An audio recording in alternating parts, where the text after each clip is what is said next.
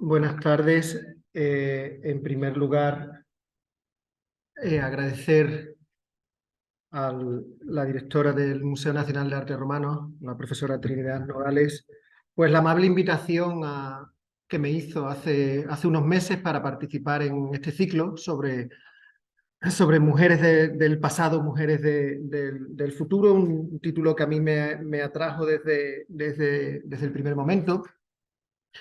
Igualmente le tengo que agradecer esta presentación cariñosa y prolija que ha hecho. Ella lo ha dicho al principio, lo principal es que soy de Mérida, juego en casa, me considero en casa y entonces, pues, bueno, para mí no es ningún esfuerzo, en absoluto, todo lo contrario, pues poder estar aquí echando un rato y pasando un rato con todos ustedes. Bien. Para los que ya tenemos cierta edad, somos un poco frikis y crecimos con solo dos canales de televisión. La figura de Livia va ligada indisolublemente a la de la actriz Sian Phillips y su actuación en la serie Yo Claudio, donde ella era la mala malísima. Su personaje había sido modelado así por Robert Graves en una novela de 1934. Hoy en día la novela histórica está en boga, pero ya Robert Graves en 1934 creó probablemente la que fue su obra más conocida, con una segunda parte, Claudio el Dios y su esposa Mesalina. Y esta primera, de hecho, es uno de los libros más vendidos del siglo XX. Y en ella se basó posteriormente la mítica serie de la BBC de los años 70. Robert Graves partió de las opiniones y comentarios realizados por el historiador Tácito en sus anales, una obra en la que recoge la historia de los emperadores de la dinastía Julio-Claudia, desde la muerte de Augusto hasta la muerte de Nerón, y que fue escrita a comienzos del siglo II, en época de Trajano. Esto es importante, es decir, Tácito es un historiador que hace historia imperial, pero decide escribir sobre los emperadores de hace un siglo. No, por motivos obvios, no hizo historia del emperador Trajano, por si acaso luego se metía lógicamente en problemas, y ahora veremos por qué. La obra comienza con la muerte de Augusto y prácticamente desde la primera página encontramos ataques del escritor hacia Livia. Según Tácito, ya digo, prácticamente en capítulo 3, Livia habría sido responsable de la muerte de los nietos de Augusto, de Gayo César, Lucio César e incluso posteriormente Agripa Póstumo. Y también su sombra planeaba sobre la propia muerte de Augusto. No solo eso, sino que además había proporcionado el imperio a su hijo, promocionándolo con oscuras artes, artibus oscuris. Que Livia fue una mujer con poder e influencia está fuera de duda. Sin embargo, Tácito se esfuerza en mostrar una imagen negativa de ella por dos motivos. Primero, porque el autor añora la época republicana, la libertas, y Livia había sido un elemento de sostén para Augusto, el príncipe que había instaurado un régimen de poder unipersonal. No se llamaba monarquía, pero de hecho lo era, y así pues lo afirma Tácito y lo afirmará todavía 2 siglos después Dion Casio, otro importante historiador. Por otro lado, Livia era una mujer, y para Tácito su influencia y su forma de actuar iba muchas veces contra la tradición, los mores. Hay una frase muy reveladora con la que es definida en esta obra. Livia gravis in republicam mater, gravis domi Caesarum noverca. Es decir, Livia, una madre dura para el Estado y una madrastra dura para la casa de los Césares. En realidad no era un problema personal de Tácito con Livia, sino con algunos comportamientos femeninos en general. De hecho, al principio de su obra dice que ella tenía la debilidad característica de las mujeres. Usando el lenguaje actual, pues Livia y todas las mujeres romanas eran víctimas del patriarcado. Y así es. Así es porque la sociedad romana era una sociedad patriarcal, en la que todo lo referido a la mujer estaba enmarcado dentro del ámbito privado, del derecho privado. La mujer pertenecía a la familia siempre de un varón y por lo tanto estaba sometida a la autoridad del pater familias, que podía ser su padre o su hermano mientras estuviera soltera, o su marido, su suegro e incluso el abuelo de su marido una vez que se hubiera casado. Tácito recuerda una interesante discusión en el Senado sobre la conveniencia de que las esposas acompañaran a los senadores que iban a hacerse cargo de un gobierno provincial. Un senador con comentarios que hoy diríamos que son misógenos, afirmó que las mujeres eran débiles, crueles, intrigantes, ávidas de poder, preocupadas por el lujo y temerosas de la guerra. En definitiva, eran un estorbo. La propuesta fue rechazada por otros senadores, argumentando que la situación no era la de hacía siglos y que las provincias estaban en paz. No era malo que las esposas acompañaran a sus maridos durante el desempeño de un cargo en las provincias. En realidad, nadie defendió a las mujeres en el Senado porque esta era, como decía antes, una sociedad patriarcal. Es cierto que a nivel social algunas cosas habían cambiado en el tránsito de finales de la República y comienzos de época imperial, finales del siglo siglo I antes de Cristo, principios del siglo I después de Cristo. Pero no desde el punto de vista jurídico. La mujer continuó sin tener ningún papel político y siendo considerada inferior al hombre. Todavía en el siglo III después de Cristo, juristas como Ulpiano, pues opinan que la mujer no puede dedicarse a cuestiones políticas por la debilidad de su sexo, sexus infirmitatem propter sexus infirmitatem et propter forensium rerum ignorante, y por su incapacidad o su ignorancia para los asuntos públicos. Sin embargo, a pesar de todo esto, es cierto que desde el siglo I se produjo una relajación dentro del derecho y la sociedad romana en cuestiones como la tutela y el tipo de matrimonio, y eso permitió que al menos un grupo relativamente importante de mujeres tuvieran una menor dependencia respecto al hombre, sobre todo desde el punto de vista económico. Con el tiempo, muchas mujeres tuvieron capacidad pues, para gestionar sus propios patrimonios, para heredar y sobre todo estar libres de tutela. Las mujeres en Roma, tuvieran la edad que tuvieran, tenían que estar sometidas a la tutela de un varón. Claro, esto nos puede llamar la atención, pero recordemos que hasta 1978, hasta la Constitución española, en este país, las mujeres para poder abrir una cuenta en el banco necesitaban la firma de un varón, incluso para poder renovar el carnet de identidad. Las mujeres ligadas al emperador gozaban de una posición de privilegio e influencia, pero esto no significa, como decía antes, un poder político efectivo. Augusto creó una familia cerrada a través de una cuidada política matrimonial. Utilizó la descendencia de su hermana Octavia y de su propia hija Julia, por una parte, y por otro lado, los hijos de Livia, Druso y Tiberio. Este es un cuadro sencillo. Hay cuadros mucho mejores, pero los cuales uno se vuelve loco. Prácticamente aquí tendríamos a Octavia, que gracias a su matrimonio con Antonio, pues tuvo a dos hijas. De Antonia la mayor descenderá al final Nerón, de Antonia la menor, Antonia la joven, además de Germánico, son hijos pues Claudio y también Livila, que será esposa y nuera del emperador Tiberio. Por supuesto, los hijos de Germánico los conocemos: Calígula, Agripina la menor, que luego casará con Claudio.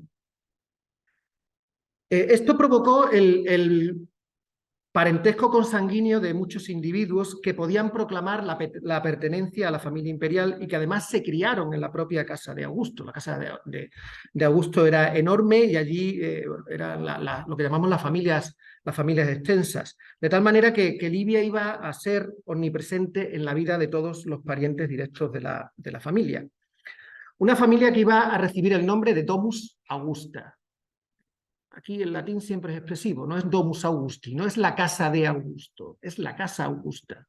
Un concepto ideológico mucho más amplio. Y en esta casa Augusta, en esta Domus Augusta, durante mucho tiempo Livia fue la fémina principal, como corresponde a una familia patriarcal. El pater era Augusto, la mater era su esposa Livia. Dentro de ella su influencia era indiscutible, pero en la vida pública su papel estaba vinculado siempre a su esposo.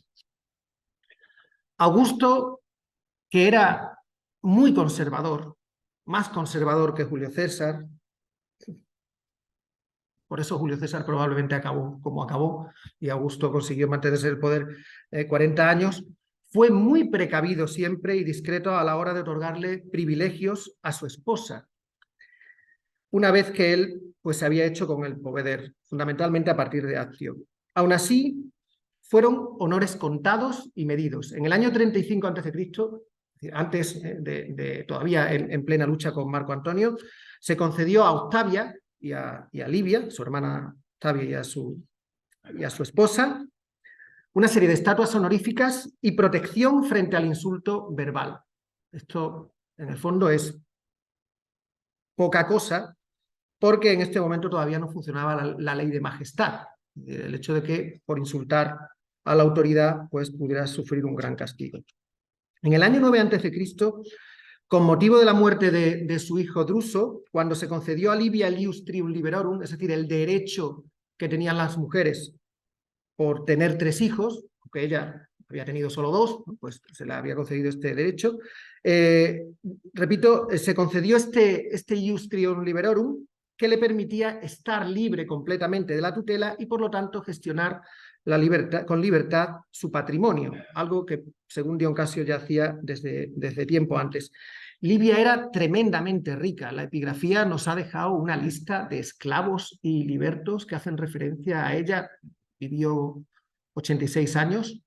Y bueno, no es habitual conocer tantos dependientes de una sola persona y que se nos hayan conservado. Entonces ya digo que era una persona muy rica que además podía gestionar su patrimonio. La inauguración del Arapaquis, el altar de la paz, el 30 de enero del año 9 a.C., coincidía con su cumpleaños y se ha querido interpretar como un honor indirecto de Augusto a su mujer. Pero era eso, un honor indirecto.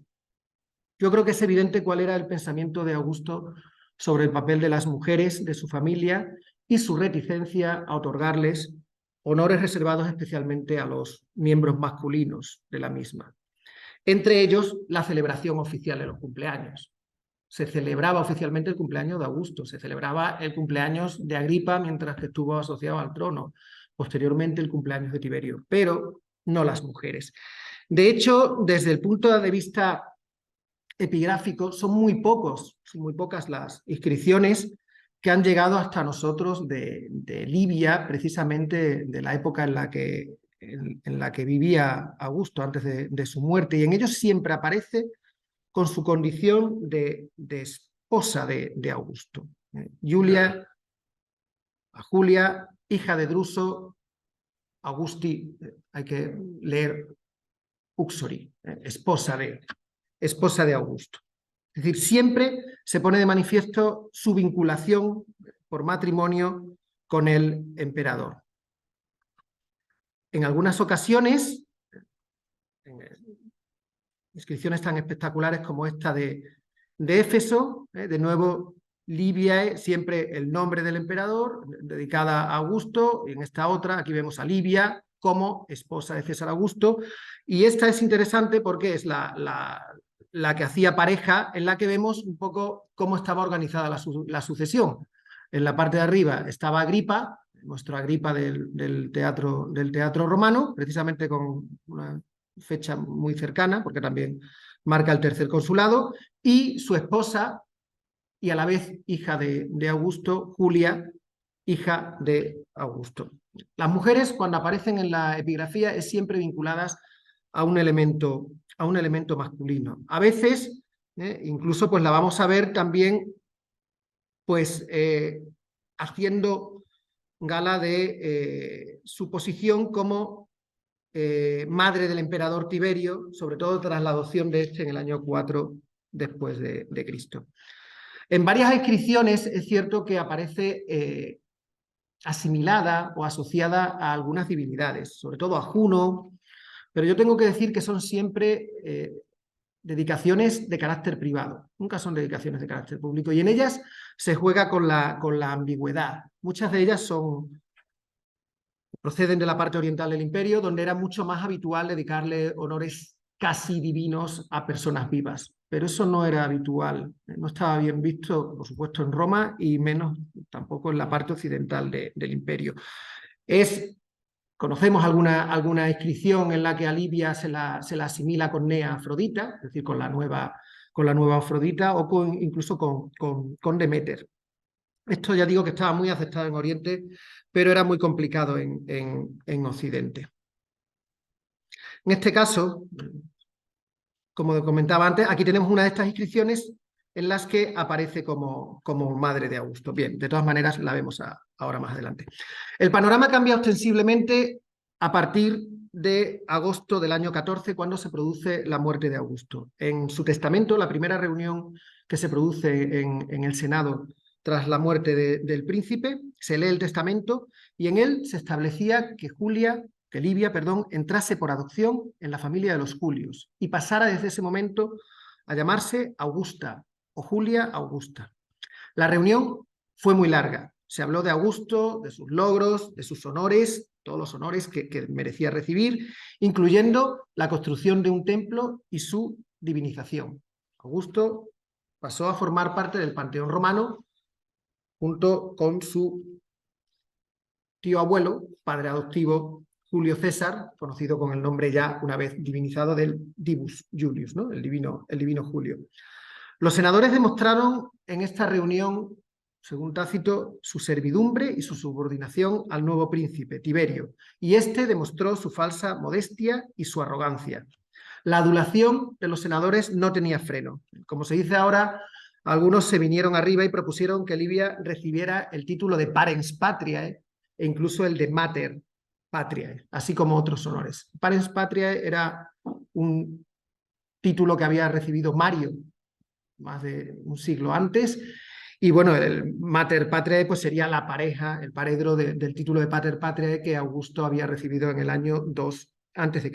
Incluso hubo varios que propusieron que al nombre del César, de Tiberio, se le añadiera de forma oficial el apelativo de hijo de Julia Efilius. Es decir, Tiberio, que normalmente aparece en la titulatura oficial con el nombre que ven en la primera frase, Tiberio César Augusto, hijo del divino Augusto, que a veces, en alguna ocasión, hace referencia también a su condición de nieto del divino Julio, pues se había propuesto que en su titulatura oficial realmente tuviéramos la fórmula tercera, Tiberio César Augusto, hijo del divino Augusto, hijo de Julia. Obviamente, tales propuestas no salieron ninguna hacia adelante porque ponían a Livia al mismo nivel que el emperador. Tiberio repitió una y otra vez que se debían poner límite a los honores a las mujeres y ser mesurado incluso a los honores a él mismo. Según Tácito, la envidia hacia su madre le llevó a rechazar que se le adjudicara un lictor, guardaespaldas, ya en la época, digámoslo así, y prohibió la realización de un altar en honor de su adopción.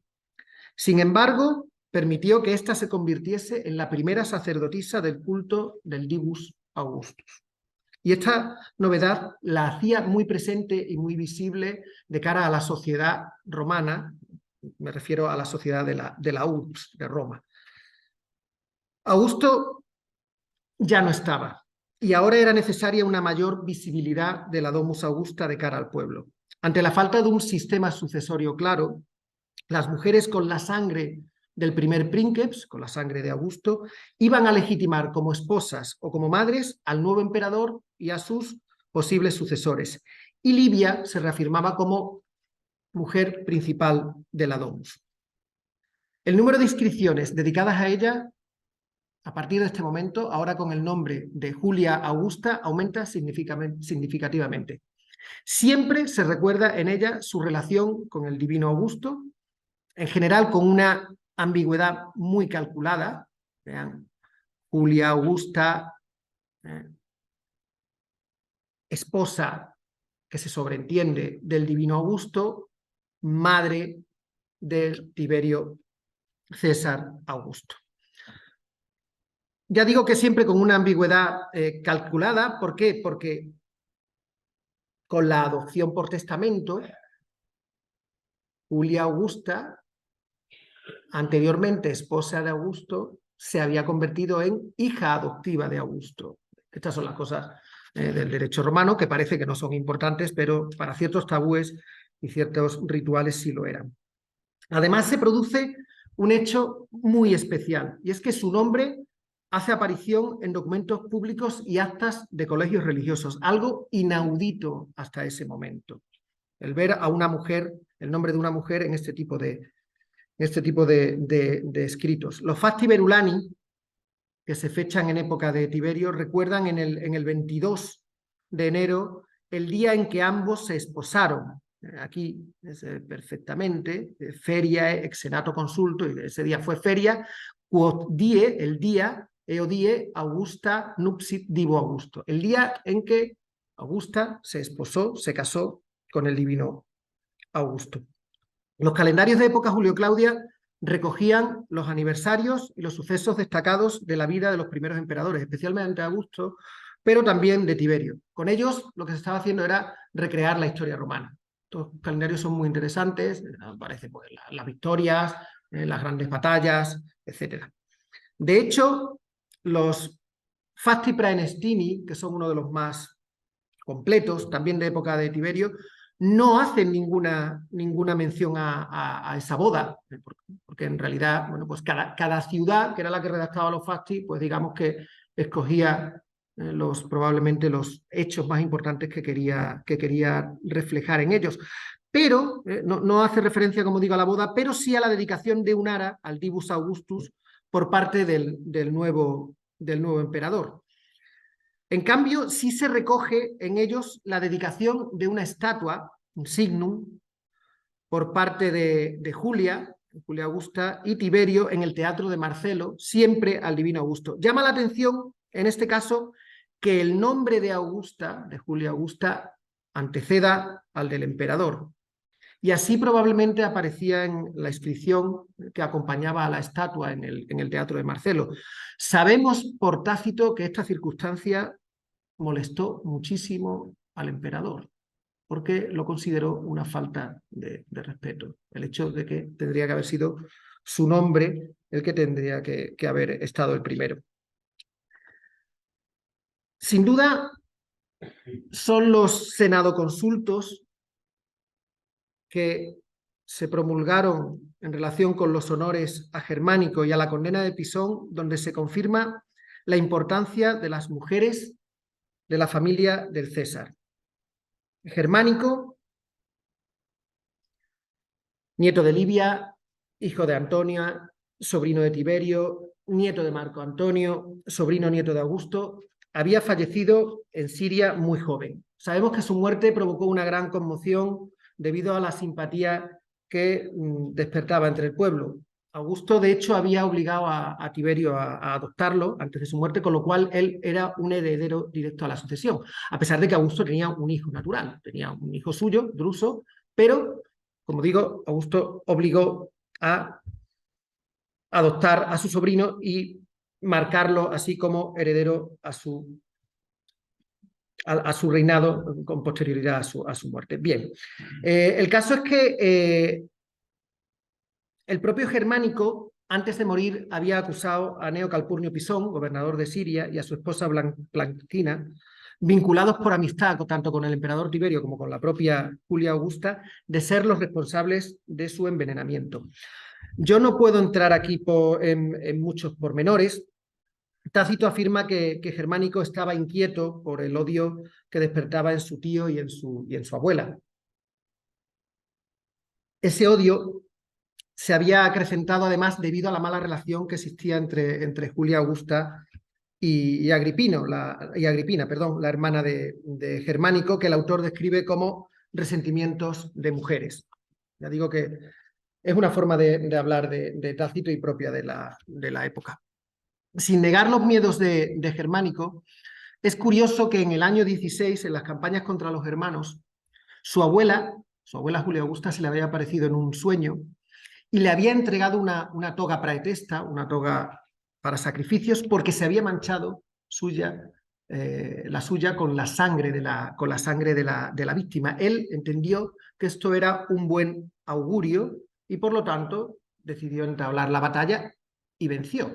Es decir, Tácito aquí nos muestra es una cuestión muy literaria. Por un lado, esa imagen siempre mala, entre comillas, de Libia, a la que se acusa, los rumores acusan de asesinatos, de estar siempre controlando prácticamente los hilos de la política romana, incluyendo la responsabilidad de tener algo que ver en la muerte de miembros de su familia, como su nieto germánico, y en cambio, pues luego no tiene ningún problema, como veremos también más tarde, en mostrar una imagen de Libia mucho más positiva, porque es ella la que realmente se aparece en un sueño a su nieto, por supuesto antes de morir, en un momento en el que además luego va a salir vencedor.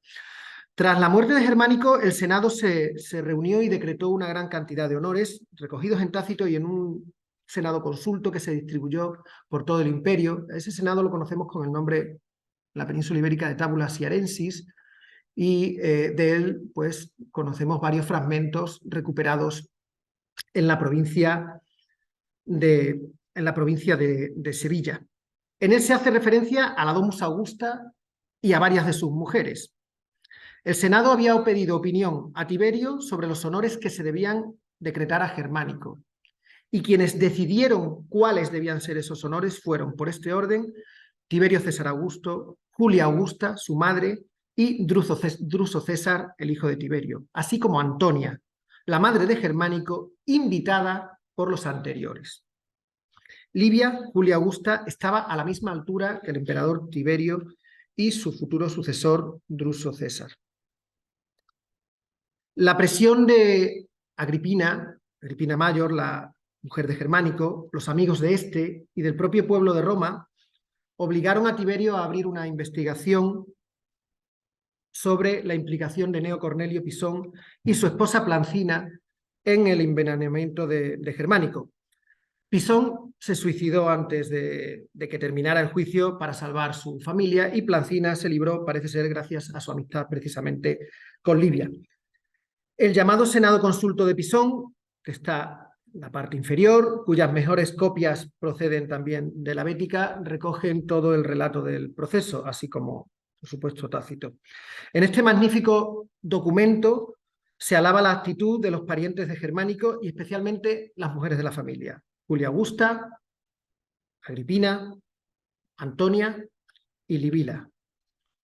En el caso de Julia Augusta se ensalza la moderación en el dolor. Antonia y Agripina tenían grandes virtudes comunes: la concordia con sus maridos, sus partos y sus hijos vivos, en el caso de Agripina, así como la santidad de costumbres demostrada por Antonia, que no había tomado marido después de la muerte de su esposo Druso. Se había mantenido univira, que es el término latino. En cuanto a Livila, se resalta la buena opinión que su abuela Livia y su tío Tiberio, que además era su suegro, tenían de ella. En definitiva, las mujeres de la familia del emperador debían responder al modelo tradicional de la mujer romana, aunque con una visibilidad política nueva y cada vez mayor, que pudiera transmitir al pueblo, al populus, su papel importante de cara a la transmisión de la sucesión imperial. Era el momento de mostrar la concordia familiar en el seno de la Domus Augusta y proyectarla hacia el pueblo. Un acontecimiento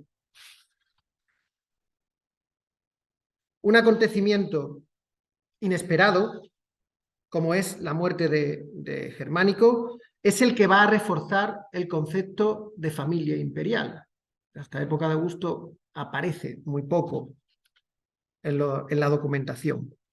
En la Domus Augusta, como decía antes, se debía dirimir la sucesión, y las mujeres pertenecientes a ella pues tenían el papel de procreadoras: Julia Augusta, Antonia, Agripina, Livilla, pero también las hijas de Germánico o de Claudio, aunque no sean nombradas directamente en estos documentos. El rostro de las princesas imperiales más destacadas empezará a hacerse reconocible en los programas decorativos de espacios públicos de un buen número de ciudades del imperio, donde se muestran acompañando al emperador y a otros miembros masculinos de la familia.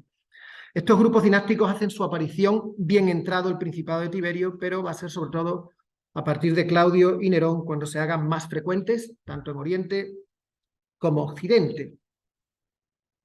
Y Livia era la mater familias. su presencia iba a ir todavía más allá. En época de Tiberio, por primera vez vemos la presencia femenina en otro tipo de documento oficial, como son las actas del Colegio de los Fratres Arbales. Los Arbales eran un sacerdocio antiguo, de carácter agrícola, cuya memoria se había perdido a finales de la República, pero que Augusto, en esa intención de recuperar las tradiciones romanas, pues bueno, había reformado y había refundado este sacerdocio. La característica más destacable de ellos es que todas sus reuniones levantaban acta por escrito de las mismas, cosa que harían otros colegios sacerdotales, pero ellos luego las reflejaban en piedra y se nos han conservado multitud de fragmentos de estas inscripciones que estaban situadas en el santuario dedicado a la Dea Día, ya digo, una divinidad itálica vinculada a la agricultura, que estaba pues, bueno, camino del aeropuerto de Fiumicino, en una zona conocida como la Magliana. Muchos de estos textos, como digo, han llegado hasta nosotros y Livia es la primera mujer que va a ser mencionada en estos comentarios, en los que se pone de manifiesto pues, los honores de carácter oficial recibidos por algunas mujeres de la familia imperial. Su nombre aparece, por ejemplo, en el sacrificio anual a la diosa el 11 de enero del año 21, dentro de una fórmula que es muy característica, yo traduzco, que viene a ser más o menos algo así de que todo vaya bien, que todo sea feliz para el pueblo romano, para los fratres arbales, para Tiberio César Augusto, para Julia Augusta, sus hijos y sus nietos y todos los miembros de su casa. Igualmente, en la Nuncupatio Votorum es la promesa de los votos que se hacía anualmente. Cada año uno realizaba un sacrificio y decía, y al año que viene, otra vez. Bueno, pues en esa promesa, en la Nuncupatio, la promesa anual de los sacrificios a Júpiter, para el comienzo de año, se hace pro salute et incolummitati Tiberi Caesaris Augusti et Juliae Augusta, es decir, por la salud y por la salvación de Tiberio César y de Julia Augusta. Y de nuevo, el nombre de la misma se encuentra incluso en la oración al dios, siempre junto a Tiberio. Pero ya digo que esto era un hecho completamente novedoso. Además, probablemente, por decreto del Senado, cada 30 de enero, los arbales hacían un sacrificio a Júpiter en el día de su cumpleaños. Ob Natalen, se ve, Juliae, Augustae. Documentado tanto en las actas del año 27 y en otra más fechable posiblemente con anterioridad al año 29. Que Tiberio le debía mucho a su madre es un hecho. Tácito hace hincapié en la envidia y en las malas relaciones entre madre e hijo. Parece que había coplillas, Cármina, coplillas anónimas, que hablaban de la discordia entre madre e hijo y la situación no debía ser agradable. Tiberio decidió marcharse a vivir a Campania en el año 26 y quedarse a vivir en Capri. Los motivos, según Tácito, eran varios. Por un lado, la vergüenza de su estado físico. Estaba calvo, tenía la cara llena de úlceras, con un montón de ungüentos, y además, según Tácito, así, al estar lejos, podía dedicarse a dar rienda suelta a sus vicios en lugares ocultos. Pero, por otro lado, el propio autor hace hincapié en que ese alejamiento tenía que ver también con su madre, a la que no quería como compañera de reinado y de la que no podía librarse, ya que había conseguido el poder gracias a ella. Era su regalo, donum eius. Y según el autor, Augusta se lo echaba en cara y le pasaba la factura. Aunque esto fuera cierto, da la sensación de que algunas reacciones de Tiberio hacia su madre tenían que ver también con el cuidado de las tradiciones y el propio papel en la sociedad romana, o que la sociedad romana otorgaba a las mujeres. Digo que es una situación, estamos en un periodo en la que se están rompiendo una serie de tradiciones, pero claro, no pueden hacerse de un día hacia otro. Hay mujeres con mucho empuje, con mucha influencia, con mucho carácter, que van consiguiendo, entre comillas, conquistas, pero luego hay una tradición muy poderosa, de tal manera que, al margen de las rencillas, que probablemente las hubiera entre Tiberio y su madre, hay mucho, yo creo que también hay mucho de guardar la tradición. En el año 22, Julia Augusta enfermó gravemente y Tiberio volvió a Roma con mucha rapidez. El Senado decretó súplicas a los dioses por su recuperación, que fueron realizadas por los grandes colegios sacerdotales, a saber, los pontífices, los augures, los quindecembiri sacris facundis, los que se encargaban de la lectura de los libros sibilinos, los septembiri epulonum, los que se encargaban de los banquetes sacros, y los sodales augustales. Augusta se recuperó y poco tiempo después se le concedió el honor de sentarse entre las vestales cuando fuese al teatro. Poco más tarde, en el año 25, una embajada de la Bética solicitó permiso al Senado para construir un templo dedicado a Tiberio y a su madre Augusta. Tiberio rechazó la petición, pero no fue por evitar el honor hacia su madre. Augusto había sido siempre muy precavido con los honores divinos decretados a su persona en vida, especialmente en la parte occidental del imperio, y Tiberio seguía la estela de su predecesor. No permitió, en Pérgamo, en algún lugar de Oriente, Tiberio va a recibir esos honores cuasi divinos, pero allí tenían una tradición helenística mucho más grande que procedía no ya de Alejandro Magno, sino incluso de época anterior. En fin, en septiembre del año 29, 86, 87 años, fallecía Julia Augusta.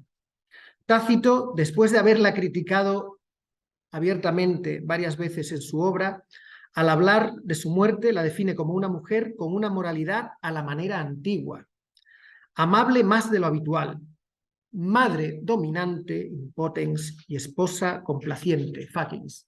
Pero en este caso estaba hablando bien de ella. Su funeral fue modesto y Tiberio no asistió, excusándose por carta ante el Senado. Llevaba ya 3 años viviendo en Capri. Parece que el Senado le envió al emperador una batería de honores para su madre y él solo aceptó unos pocos, expresando claramente que no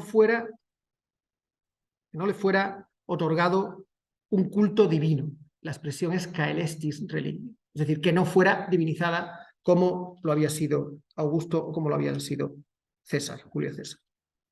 Livia no fue divinizada, quizás por el resentimiento de su hijo, quizás porque no era procedente divinizar a una mujer, o quizás por ambas cosas. Sin embargo, algunas ciudades del imperio espontáneamente le otorgaron sacerdocios, tanto masculinos como femeninos. Mérida, Augusta Mérida, fue una de ellas, como evidencia el epígrafe de Gneo Cornelio Severo, magistrado de la colonia, Flamen Juliae Augustae, que está en una de las salas de este museo. Pueden ver abajo una descripción magnífica y que pues, lo que nos está indicando es que se ha producido el hecho para mí, ¿no? del fallecimiento de Julia, y cómo, repito, no es algo que viene impuesto desde Roma, todo lo contrario, pero hay ciudades que actúan sin que nadie les diga lo contrario. Tenemos alguna otra inscripción, esta es de Lisboa, de Olisipo, donde pues está perdida, pero tenemos en este caso a un sacerdote que fue Flamen de Germánico César, pero también de Julia Augusta. Bueno, aquí tenemos en este caso una flamínica y en este caso de nuevo otra flamínica. En fin, otros lugares, como digo, decretaron sacerdocios. Habría que calibrar hasta dónde se llevaban los honores divinos. Aquí no me puedo parar en esta cuestión.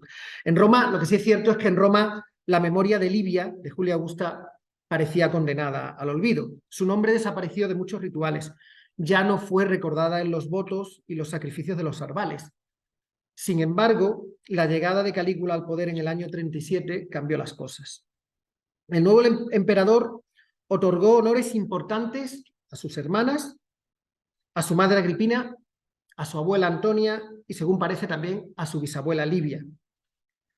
Sin atreverse a dar el paso de presionar al Senado para divinizar a su madre Agripina, que había muerto en el exilio, o a su bisabuela Julia Augusta, su abuela todavía vivía, el emperador lo que sí iba a hacer es recuperar su memoria, de tal manera que las actas de los arbales de los años 38 y 39 recogen sacrificios a Júpiter en el aniversario de su nacimiento, Natalem Juliae Augustae in Capitolio, y aquí a Antonia Augusta. Estas actas son un tesoro, magníficamente estudiadas por el profesor John Scheidt, y en ellas pues vemos cómo, dependiendo de la divinidad a la que se otorgan los rituales o los sacrificios, pues las víctimas son machos o hembras. Es decir, si el dios es masculino, sea Júpiter o sea el divino Augusto, pues se le sacrificaba un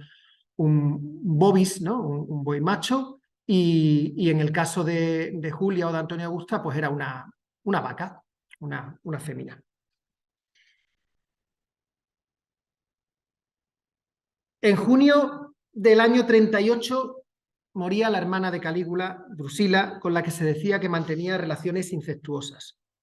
Aunque criticable y prohibido en la sociedad romana, el incesto tenía su sentido en la ideología monárquica de época helenística, practicada en la corte de los Ptolomeos en Egipto. En septiembre del mismo año decretó su divinización. El emperador le otorgó además unos funerales fastuosos, los que no había tenido Livia, con honores propios de los miembros masculinos de la familia imperial. Por supuesto, también la diva Drusila es recordada en las actas de los arbales con sacrificios en el día de la consecratio, en el día de su divinización, y también en el de su cumpleaños. No parece recibir, y a mí esto me parece importante, sacrificios junto al Divus Augustus, que es el único emperador divinizado hasta esa fecha, ya de época imperial, y este para mí es un hecho relevante por lo que veremos a continuación. Drusila se convirtió de este modo en la primera mujer divinizada de la sociedad romana. Conocemos algunos epígrafes que están dedicados a ella: Divae Drusillae Sacrum, Divae Drusilla, y en la que algunos de ellos conocemos incluso también sacerdocios que se encargaban de su culto, en este caso pues una flamínica en diversos lugares del imperio. Es decir, una bisnieta finalmente se había adelantado a nuestra Livia en la carrera por ocupar un lugar en el panteón romano, pero la historia no se había acabado. Tras la muerte violenta de Calígula en el año 41, los pretorianos impusieron a Claudio, tío del emperador, nieto de Livia, nieto de Antonia y hermano de Germánico. Con él, nosotros sabemos que se acentúan las tendencias absolutistas del poder imperial. Por un lado, anuló todos los actos promulgados por Calígula durante los 4 años de reinado, incluyendo la divinización de Drusila. Además de decretarse pues, la damnatio memoriae, su destrucción de las estatuas. No hubo una damnatio memoriae, hasta donde sabemos, oficial de Drusila, pero sí sabemos que desaparecieron muchas de sus estatuas, según algún autor, porque habían sido sustituidas aprovechando la noche. Fue Claudio el que decretó la divinización de su abuela Livia en el año 42, 13 años después de su muerte, y concretamente, a mí esto me parece muy bonito, en la misma fecha en la que había contraído matrimonio con Augusto, es decir, el 17 de enero. Colocó una estatua en el templo de Augusto, la nueva diosa, y dispuso que las vestales realizaran sacrificios por ella. Incluso ordenó que las mujeres pronunciaran juramentos en su nombre. Lo juro por Livia. Lo juro por Augusta, perdón. juro por Diva Augusta. De esta forma, Divus Augustus y Diva Augusta conformaron una pareja divina y ambos recibieron sacrificios por parte de los Arbales en las mismas fechas, uniéndose a ellos posteriormente el divino Claudio, el siguiente emperador en ser divinizados.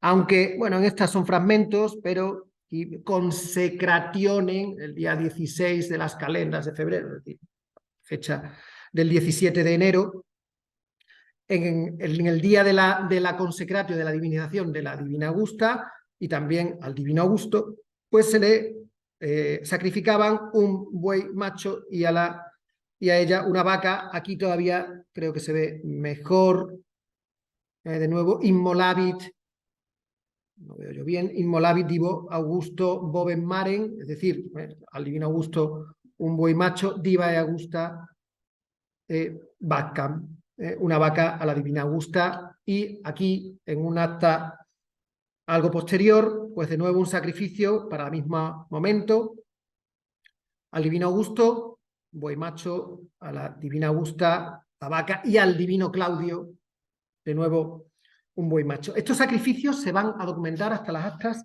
del año 69, cuando sucesivamente Galba, Otón y Vitelio, al frente de los Arbales, realizaron los ritos por los dos emperadores y la emperatriz divinizados. Desde el punto de vista epigráfico, se documentan algunas dedicaciones a la nueva diva en diversos lugares del imperio, tanto de Oriente como Occidente, y también se crean sacerdocios para atender su culto. Hay algún fragmento de Mérida, pero la foto que tenía era buena, pero reconozco que el texto creaba complicaciones. Han sido las dos magníficamente estudiadas por nuestro compañero Jonathan Edmondson, pero me parecía, pues bueno, más ilustrativa para esta conferencia esta inscripción de Scalavis de Santarém, Portugal, donde, bueno, pues conocemos a un magistrado que fue flamen de la provincia, Divo Augusto, Divae Augustae.